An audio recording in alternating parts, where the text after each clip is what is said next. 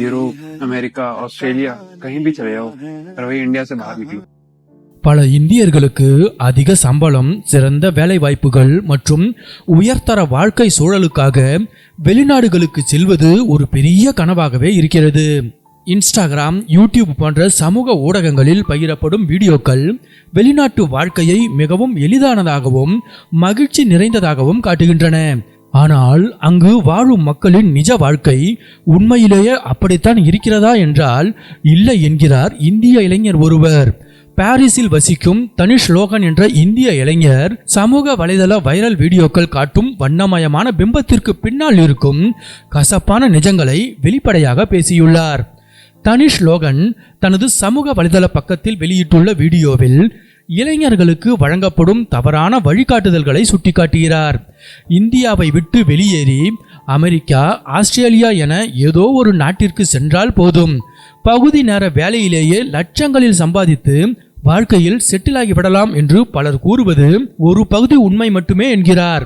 நிஜத்தில் பெரும்பான்மையான மாணவர்கள் 50 லட்சம் முதல் 60 லட்சம் வரையிலான மாபெரும் கல்வி கடனுடனேயே தங்கள் பயணத்தை தொடங்குகின்றனர். பலர் தங்களின் குடும்ப சேமிப்பை அழித்தும் நிலம் மற்றும் சொத்துக்களை விற்றும் தான் வெளிநாட்டு கல்வி செலவை ஈடு செய்கிறார்கள். பொருளாதார நெருக்கடியை தாண்டி புதியதொரு நாட்டில் வாழ்க்கையை தொடங்குவது மிகப்பெரிய உணர்வு பூர்வமான தியாகங்களை கேட்கிறது. பெற்றோர், உடன் பிறந்தவர்கள், உறவினர்கள் மற்றும் நெருங்கிய நண்பர்களை பிரிந்து தனியாக வாழ வேண்டிய சூழல் ஏற்படுகிறது. அது மட்டுமின்றி முற்றிலும் புதிய மொழி, கலாச்சாரம் மற்றும் வாழ்க்கை முறைக்கு ஏற்ப தம்மை தகவமைத்துக் கொள்வது சுலபமான காரியமல்ல. பகுதி நேர வேலை தேடுவது, படிப்பை சமாளிப்பது, முழு நேர வேலைக்காக போராடுவது என ஒவ்வொரு கட்டத்திலும் மனிதர்கள் சந்திக்கும் மன அழுத்தத்தை பற்றி யாரும் வெளிப்படையாக பேசுவதில்லை என்று லோகன் வருத்தத்துடன் கூறுகிறார்.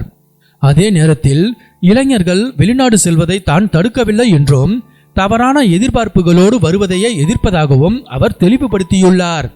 வெளிநாட்டிற்கு வாருங்கள், நிச்சயம் ஒரு நல்ல வாழ்க்கையை உங்களால் உருவாக்க முடியும்.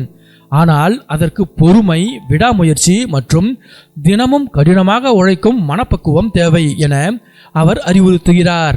வெறும் சமூக ஊடக மோகத்திற்காக வராமல் ஒரு தெளிவான லட்சியத்தோடும் சவால்களை எதிர்கொள்ளும் துணிச்சலோடும் வாருங்கள் என்பதே அவரது செய்தியாகும். தனிஷ் லோகனின் இந்த நேர்மையான பார்வை இணையவாசிகளிடையே பெரும் வரவேற்பையும் விவாதத்தையும் பெற்றுள்ளது.